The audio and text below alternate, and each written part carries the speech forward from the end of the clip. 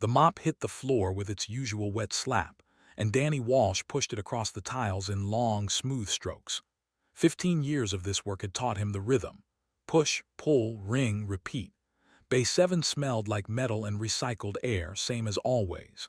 Most people hated working the cargo sections during night cycle, but Danny liked the quiet. No crowds, no questions, just him and the endless stretch of floors that needed cleaning. He was halfway through the bay when he heard something that did not belong. A scraping sound like claws on metal, followed by a wet cough that echoed off the walls. Danny stopped pushing the mop and listened. The sound came again, weaker this time, from behind a stack of shipping containers near the far wall. "Station security, this is Walsh in Bay 7, he said into his comm unit. "Might have an injured person back here, sending my location now." He left his cleaning cart and walked toward the containers, his boots making soft sounds on the damp floor. The scraping noise had stopped. For a moment Danny wondered if he had imagined it, but then he rounded the corner and saw what was making the sound. A dragon lay collapsed on the floor, not a small one either. Even crumpled and broken, the creature was easily 12 feet long from nose to tail. Its scales were deep blue, almost black in the dim light, and its wings were twisted at angles that made Danny's stomach turn. One wing looked like it had been crushed, the delicate bones shattered and jutting through the membrane. The other was bent backward, folded wrong against the dragon's spine. Blood pooled beneath the creature, dark and thick. Its eyes were closed, and its breathing came in short, painful gasps. Danny had seen plenty of alien species in his years on Harmony 7, but he had never seen a dragon up close. They were supposed to be proud, powerful, the kind of beings who commanded respect just by existing. This one looked like it had been thrown away. He knelt beside the dragon and pressed 2 fingers against its neck, searching for a pulse. The scales were warm, almost hot, and he felt a heartbeat, faint but steady. The dragon's eyes fluttered open, golden and unfocused. "Help is coming," Danny said quietly. "Just hang on." The dragon made a sound, something between a growl and a whimper. Its eyes focused on Danny for a moment, confusion crossing its face. Why would a human, a laborer in a stained uniform, be kneeling beside royalty? Danny did not wait for an answer. He grabbed the thermal blanket from his emergency kit and draped it over the dragon's body, trying to trap whatever heat was left. The creature was shivering now, its massive body trembling like a leaf. Danny pulled out 3 electrolyte packs from his supply pouch, the kind meant for dehydration emergencies, and tore one open. "Can you drink?" he asked. The dragon did not respond. Its eyes had closed again. Danny carefully tilted the creature's head and poured a small amount of liquid into its mouth. Most of it dribbled out, but some went down. He tried again, slower this time, and saw the dragon's throat move as it swallowed. "That's it," Danny said. "Small sips." His comm unit crackled. Medical was 40 minutes out. Traffic jam near the hub. Danny swore under his breath and looked at the dragon. 40 minutes might as well be forever. He worked quickly, the way he had been trained during his emergency response certification. Check for bleeding, apply pressure where needed, keep the patient warm, monitor breathing. The dragon's wounds were beyond anything he could fix, but he could keep it stable. He could give it a chance. The dragon's eyes opened again, and this time they stayed open. They fixed on Danny with an intensity that made him uncomfortable. There was intelligence there, and pain, and something else. Surprise, maybe, or disbelief. "You are a laborer," the dragon whispered, its voice rough and broken. "Why do you help me?" Danny shrugged and adjusted the thermal blanket. "You're hurt, that's enough reason." The dragon stared at him for a long moment, then closed its eyes again. Its breathing evened out slightly, no longer quite so desperate. Danny stayed beside it, one hand resting on the creature's shoulder, feeling the rise and fall of its breath. Medical arrived 38 minutes later with a full trauma team and a hover stretcher. They swarmed the dragon with scanners and injections, their movements quick and professional. Danny stepped back and let them work. One of the medics, a Centaurian with 4 arms, glanced at him. "You stabilized this one?" she asked. "Did what I could," Danny said. "Probably saved its life," the medic replied. "Another 10 minutes and we would have been too late." They loaded the dragon onto the stretcher and whisked it away toward the medical wing. Danny watched them go, then turned back to his cleaning cart. The floor was still wet where he had left off. The mop was right where he had dropped it. He picked it up and went back to work. Push, pull, ring, repeat. His shift still had 3 hours left and Bay 7 was not going to clean itself. As he worked, something caught his eye near the spot where the dragon had been lying. A single golden scale, about the size of his palm, lay on the floor. Danny picked it up and turned it over in his hand. It was warm, and it caught the light in a way that made it look like it was glowing from within. He slipped it into his pocket and kept mopping. Someone had lived tonight. That was enough. 3 days passed before Danny saw the dragon again. He spent those days doing what he always did, cleaning floors, replacing air filters, restocking supply closets. Work kept him busy, and busy kept him from thinking too much about things he could not change. His daughter had not called in 2 weeks. His ex-wife had sent another message about unpaid expenses. The coffee maker in the break room was broken again. Normal problems. The kind that did not involve crushed wings or golden scales hidden in jacket pockets. On the 4th day, his supervisor called him into the office. Patricia Okonkwo was a no-nonsense woman who had run the maintenance department for 20 years. She handed Danny a tablet with new assignment codes. "You are being transferred to medical wing cleaning," she said. "Intensive care section, starting today." Danny looked at the tablet, then at Patricia. "Why? I have been doing cargo bays for 5 years." "Special request," Patricia said. "Patient in IC7 refuses all attendance except human staff. You are the only one with medical wing clearance who is available." Danny felt something cold settle in his stomach. "What kind of patient?" "The dragon you found in Bay 7, Patricia said. She leaned back in her chair and folded her arms. "Prince Oswin of the Draken Empire. His people want him moved to a private facility, but he will not go. He will not speak to anyone. Medical administrator thinks maybe he will respond to the person who saved his life." "I just kept him stable," Danny said. "The medics did the real work." "Tell that to him," Patricia said. "You start in 2 hours. Try not to mess this up." Danny arrived at IC7 with his cleaning cart and a sense of dread he could not quite name. The door was marked with biohazard warnings and privacy seals. He knocked once, waited, then entered when no one told him to leave. The room was dark except for the blue glow of medical monitors. The dragon lay on a reinforced medical platform, its body covered in bandages and sensor patches. The twisted wings were splinted and wrapped, held in place by a framework of metal braces. Tubes ran from its arms to IV bags hanging on stands. Oswin's eyes were open. They tracked Danny as he entered, golden and cold. "You again," the dragon said. His voice was stronger than it had been in the cargo bay, but it carried no warmth. "Come to see the wreckage."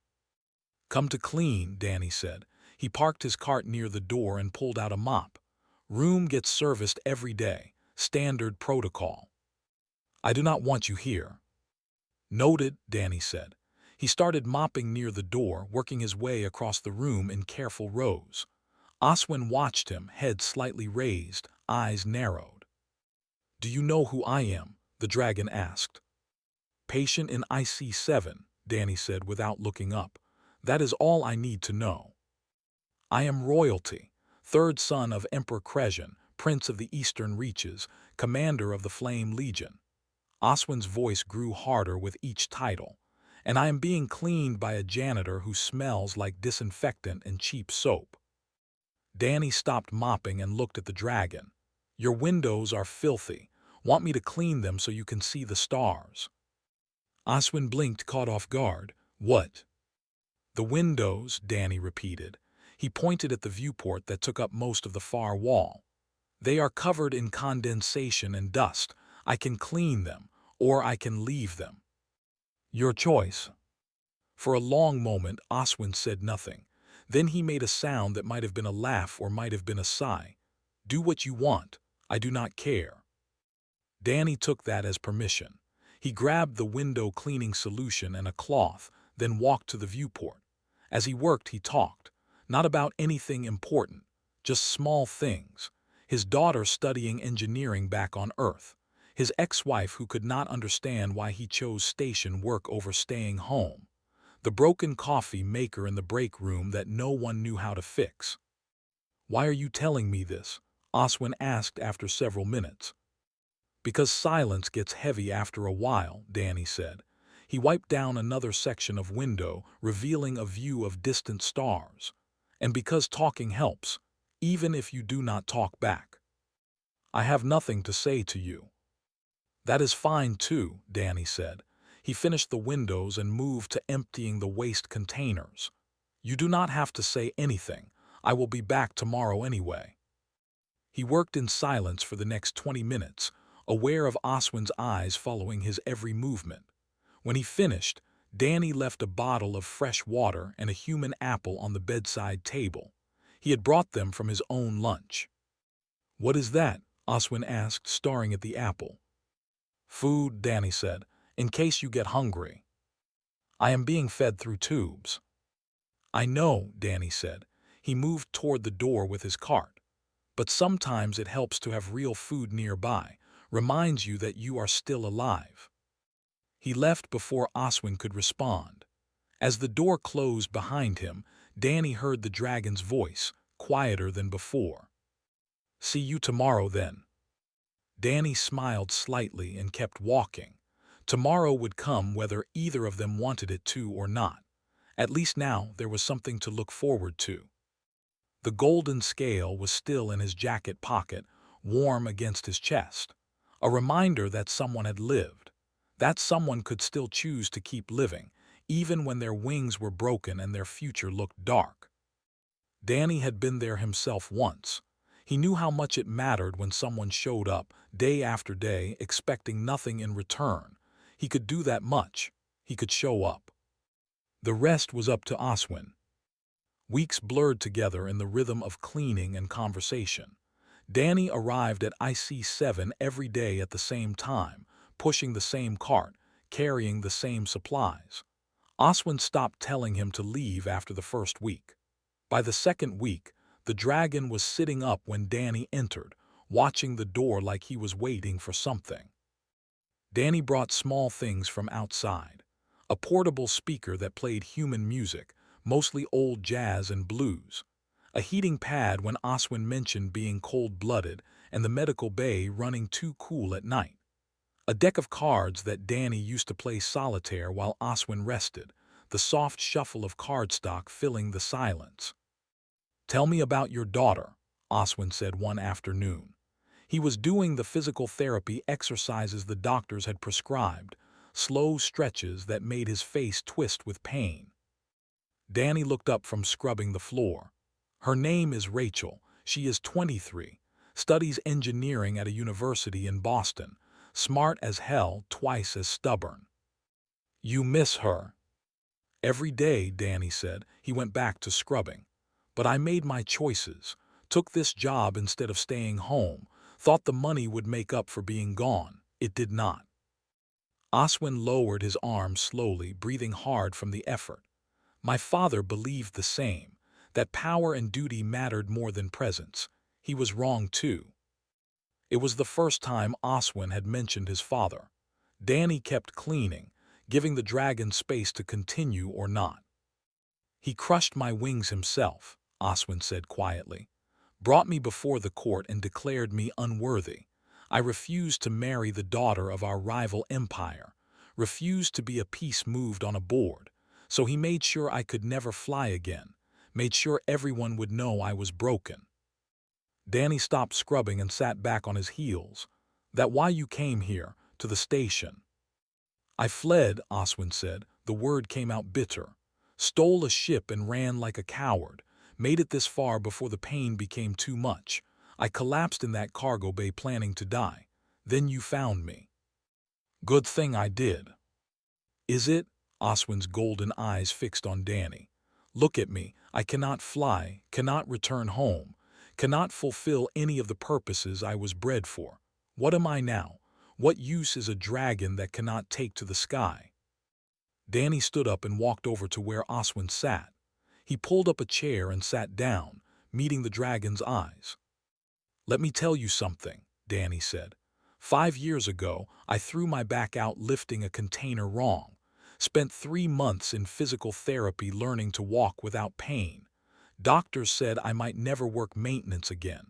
You know what I learned during those months? Oswin shook his head. That worth is not about what you can do, Danny said. It is about what you choose to do with what you have left. I could have quit, could have taken disability and spent the rest of my life bitter about what I lost. Instead, I learned to lift different, to move different, to be useful in new ways. I am a prince, Oswin said. I was meant to lead armies, to fly at the head of legions, too. You were meant to live, Danny interrupted. Everything else is just details. Oswin looked away, his jaw tight. For a moment, Danny thought he had pushed too hard, said too much.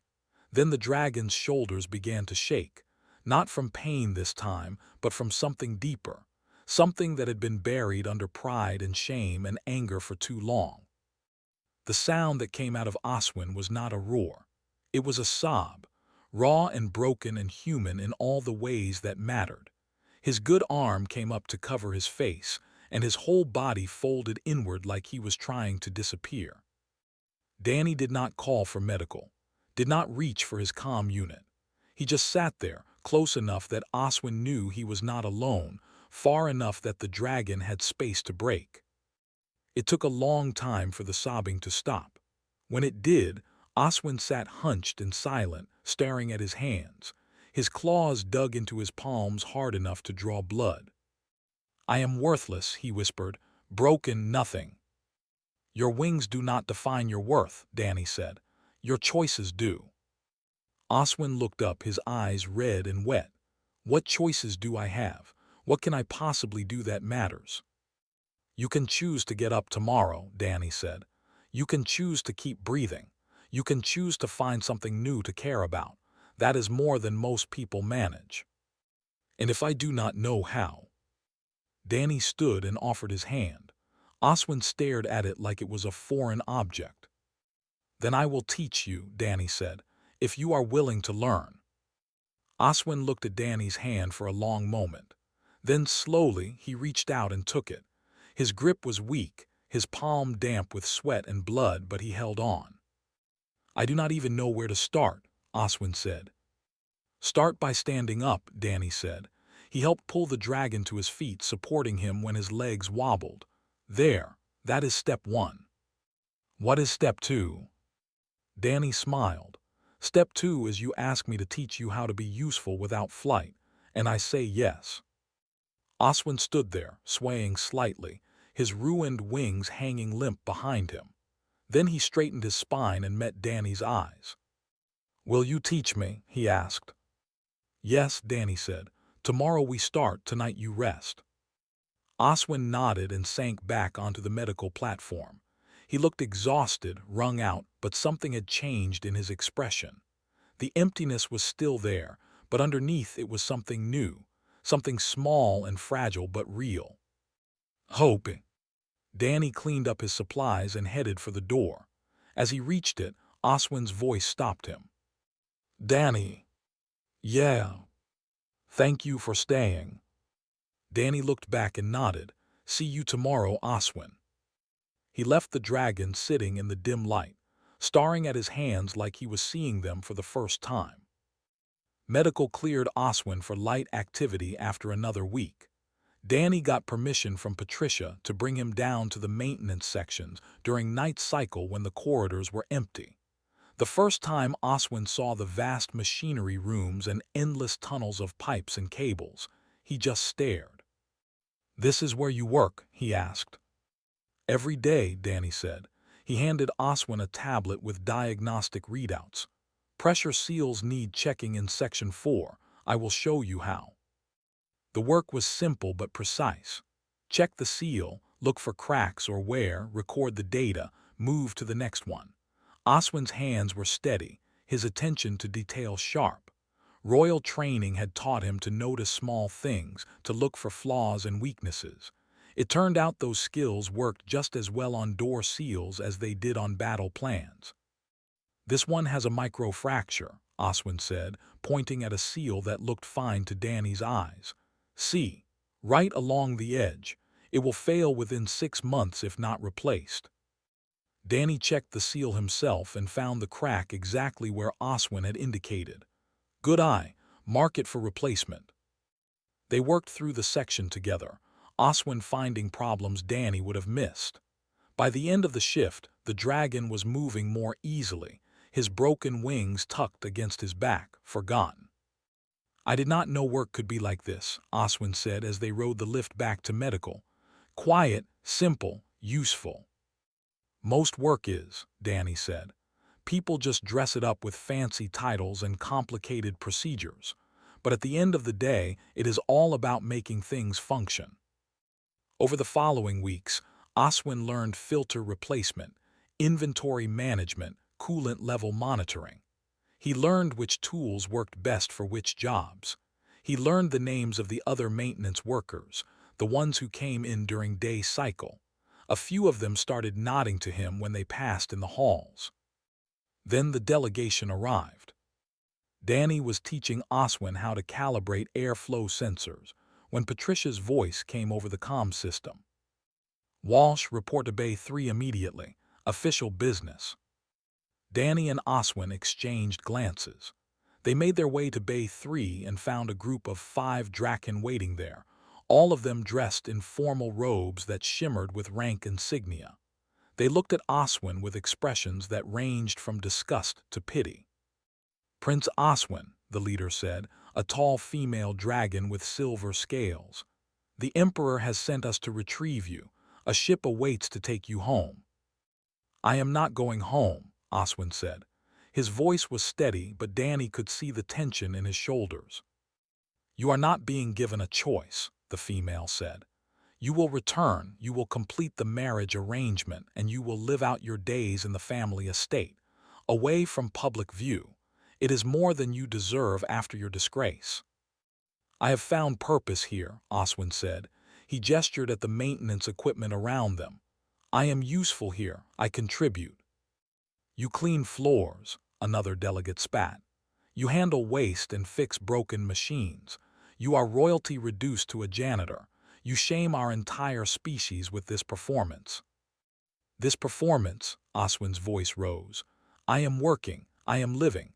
I am choosing my own path instead of being crushed by yours."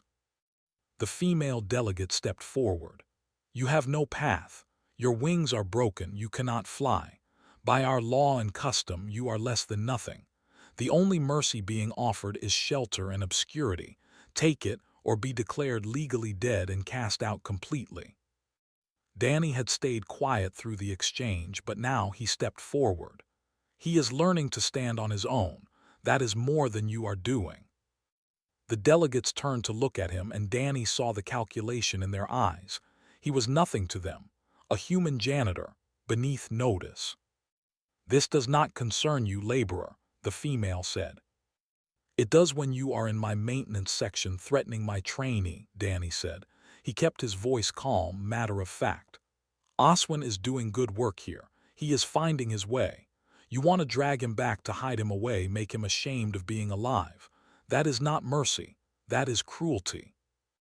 "You do not understand our culture," the female said coldly. "I understand that he is standing here on his own, making his own choices, and you cannot stand that," Danny said. "So yeah, maybe I do not understand your culture, and maybe I am okay with that." Oswin looked at Danny, then back at the delegates.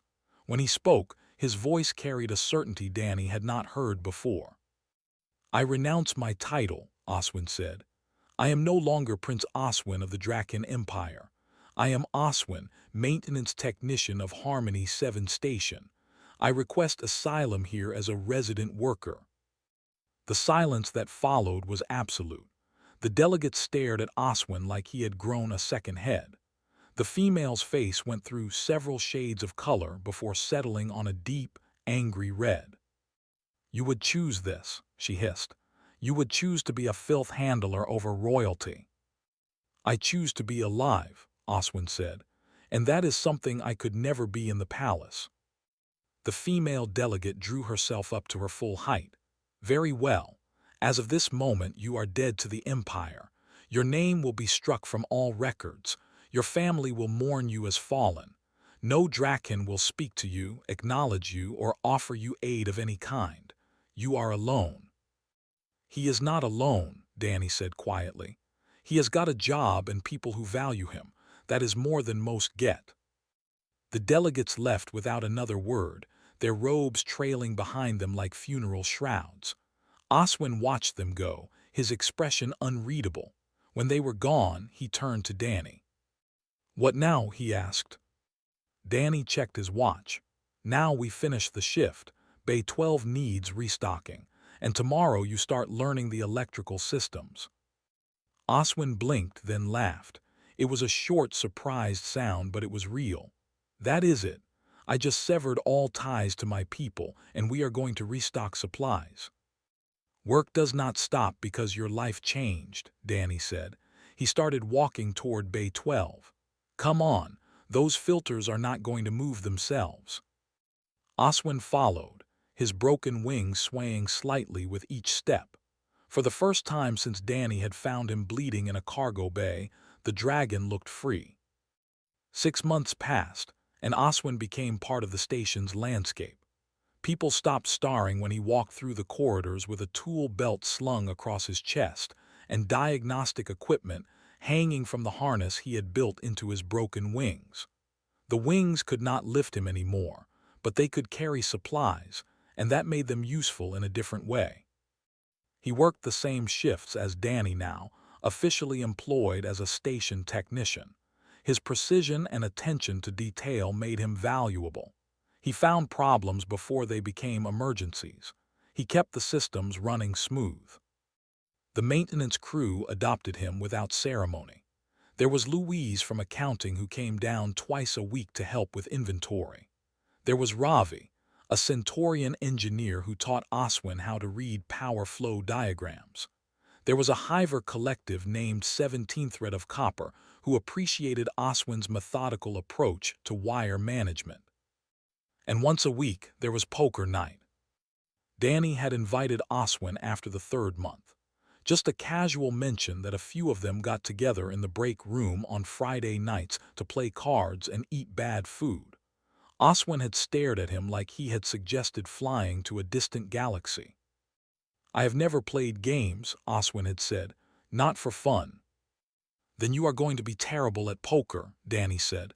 "Come anyway." That first night, Oswin sat at the table with his cards held awkwardly, trying to understand what a flush was and why everyone laughed when he asked if 3 of a kind beat a straight. Louise cleaned him out in the first hour. Ravi took pity and gave him tips. 17 Thread hummed with amusement every time Oswin's face gave away his hand. "You are the worst bluffer I have ever seen," Danny said, grinning as he collected another pot. "I was trained in diplomatic negotiation and strategic deception," Oswin protested. "How am I this bad?" "Because you care too much," Louise said. She dealt another hand. "In diplomacy, everything matters. In poker, you have to pretend nothing matters. You have not learned that yet." "Will I?" Oswin asked. "Eventually," Ravi said. "Or you will just keep losing. Either way, we will keep inviting you." Oswin looked around the table at these people who had accepted him without question, who treated his presence like it was normal and expected, who laughed with him instead of at him. Something tight in his chest loosened. "Thank you," he said quietly. "For what?" Danny asked, organizing his chips. "For this," Oswin said, "for including me." "You work here," Louise said with a shrug. "That makes you one of us. Now shut up and bet." Oswin smiled and looked at his cards. He had a pair of 3s, terrible hand. He bet anyway because that was what you did with friends. You played, you lost, you laughed about it, and you came back next week to lose again. 2 weeks after that poker night, a message arrived for Oswin on the station's public communication system. Danny was with him when he opened it, both of them taking a break from replacing coolant pumps in Section 7. The message was audio only, recorded, compressed for long-distance transmission. A young female voice spoke in the Draken language. Oswin's translator rendered it into standard. "Brother, if you are receiving this, then I am about to do something very stupid. Father has arranged my marriage to Lord Craven of the Northern Reaches. I am to be wed in 3 weeks. I do not want this. I do not want to be traded like a piece in a game, but I am not brave like you. I am not strong enough to run. I am writing this because I need you to know that I understand now. I understand why you left. I am sorry I did not before. I wish I could see you again. I wish I could tell you this in person, but Father would never allow it. Goodbye, Oswin. I hope you found whatever you were looking for. Your sister, Shara." Oswin played the message 3 times, his face growing more strained with each repetition. When it finished the 3rd time, he set down the tablet and stared at the wall. "She is trapped," he said, "just like I was, and I cannot help her." "Can you send a message back?" Danny asked. "I am dead to the Empire," Oswin said. "Any message I send will be intercepted and deleted. They will never let her hear from me." Danny thought for a moment, then pulled out his own tablet. "What if you show her instead of tell her?" "What do you mean?" "Record a message," Danny said. "Show her your life here. Show her that you are alive, that you are happy, that leaving was worth it. Show her that there is another way." Oswin looked at the tablet, then at Danny. "She might not even receive it." "She might not," Danny agreed. "But you will know you tried. That is worth something." Oswin took the tablet. His hands were shaking slightly as he activated the recording function. For a moment he just sat there, gathering his thoughts. Then he began to speak. "Shara, I do not know if you will ever see this, but I need to try. I need you to know that leaving was the hardest thing I have ever done. It was also the best. I am working now, doing simple things that matter. I fix machines, I check seals, I help keep a station running, and I have found something I never had in the palace. I have found people who value me for what I do, not for what I was born to be. My wings are still broken, that has not changed, but I am not broken anymore. You do not have to be either. There is another way, Shara. There is always another way. You just have to be brave enough to take it. I hope you find your path, whatever it is. I hope you find peace. Your brother, Oswin." He stopped recording and sent the message through every secure channel he knew, routing it through civilian networks and independent relay stations, hoping that at least one copy would slip through the Empire's filters. 3 days later, they got their answer. The message had been intercepted, all copies deleted. Shara would never hear her brother's words. Oswin took the news in silence, then went back to work. There was nothing else to do. But Danny noticed that Oswin worked harder after that, like he was trying to prove something. To himself, maybe, or to a sister who would never know he tried. The emergency sirens woke Danny at 4 in the morning. He was up and dressed in under 2 minutes, running toward the maintenance bay while pulling on his work boots. His comm unit was already flooding with alerts. A ship had crashed in the emergency docking bay. Hull breach, radiation leak, injuries. He arrived to find chaos. Emergency crews swarmed the wreckage of a small civilian shuttle. The hull was cracked open like an egg, its interior exposed to vacuum. Medical teams were pulling someone out on a stretcher. Danny saw Oswin standing near the airlock, his face pale. The dragon was staring at the stretcher like he had seen a ghost. "Oswin," Danny jogged over, "what is wrong?" "That ship," Oswin said, his voice barely a whisper. "It is Draken Royal Transport, small personal craft, the kind given to palace residents." The medical team rushed past them with the stretcher. Danny caught a glimpse of blue scales and twisted wings before they disappeared through the doors. His stomach dropped. "Shara," Oswin breathed. Then he was running, following the medical team with Danny close behind. They reached the trauma bay to find station security already there, along with 3 Draken agents in official uniforms. The agents were arguing with the head doctor, a stern woman named Dr. Patel who looked ready to physically throw them out. "She has requested asylum," Dr. Patel said firmly. "That means she is under station protection. You cannot touch her." "She is royal property," one of the agents said. "She belongs to the Empire. We demand her immediate return." "She belongs to herself," Dr. Patel shot back, "and she stays here."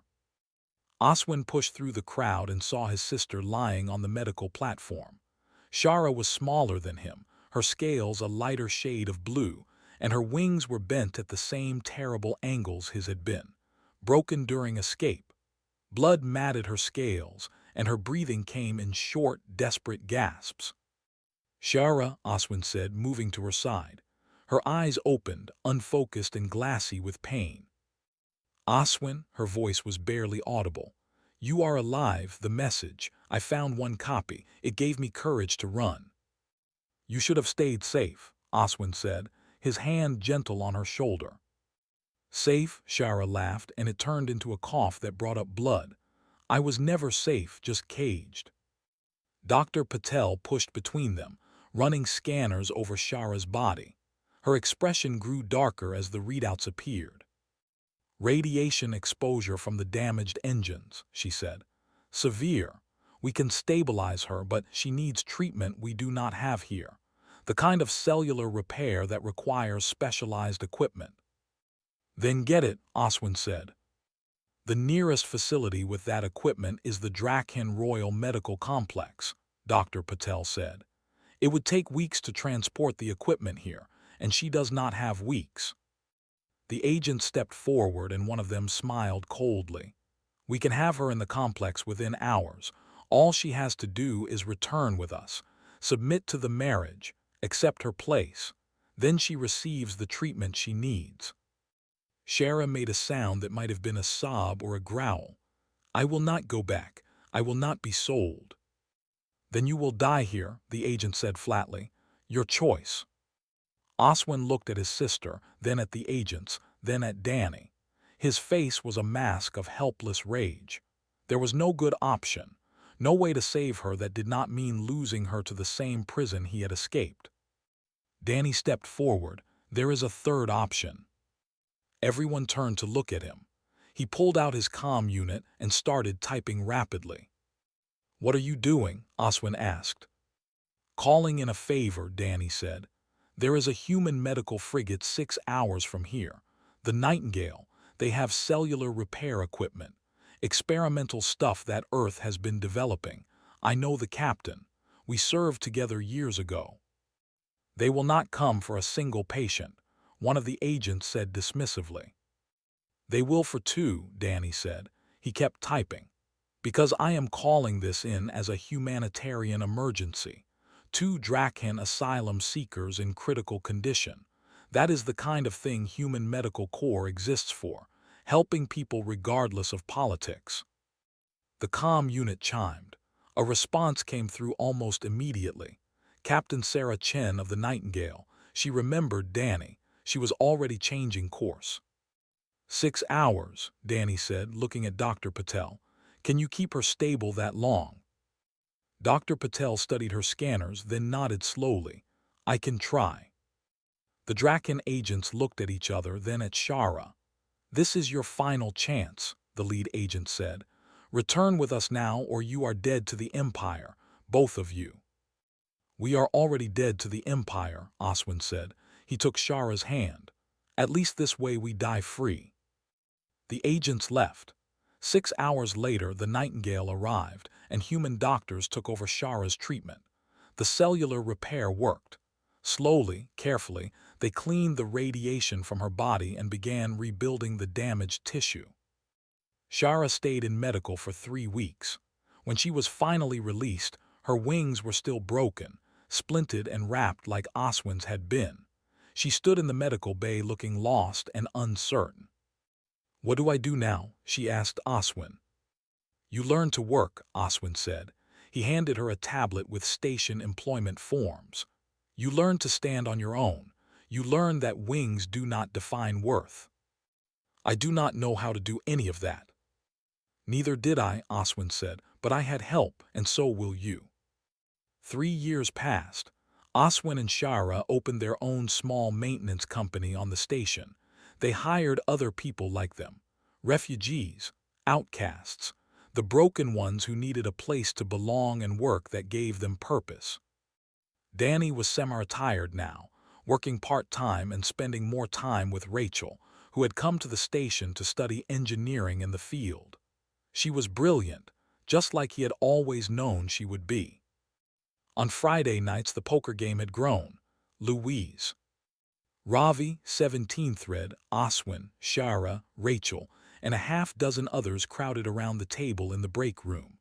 Shara was almost as bad at poker as Oswin had been, but she was learning. I still do not understand why you helped me, Oswin said to Danny one night after everyone else had left. They were cleaning up cards and empty food containers. I was nothing, a broken prince you found dying in a cargo bay. You were someone who needed help, Danny said. That was enough. But why keep helping? Why teach me? Why stand up to the delegates? Why call in favors for my sister? Danny stopped cleaning and looked at Oswin. The dragon was healthier now, stronger, his scales bright and his eyes clear. His wings were still twisted and broken, but he wore them differently now, not as a mark of shame, but as proof of survival. Because I have been broken too, Danny said, and someone gave me a reason to get up.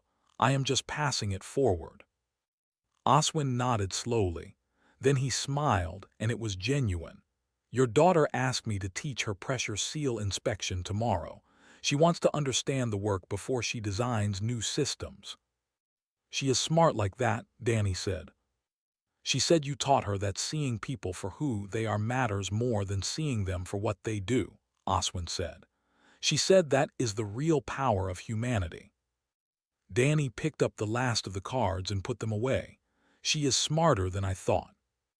They finished cleaning and walked out together into the corridor.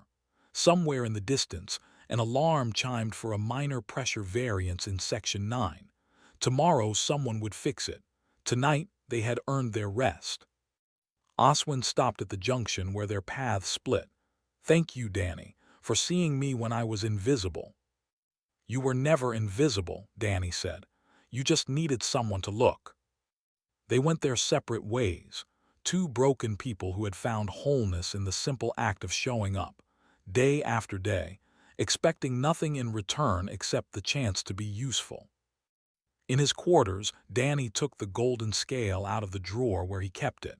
He turned it over in his hands, feeling its warmth. A reminder that someone had lived, that someone had chosen to keep living, even when everything seemed hopeless. He put the scale back and went to bed. Tomorrow would come, and with it, more work, more chances to help, more opportunities to show up for people who needed someone to see them. That was enough. That had always been enough.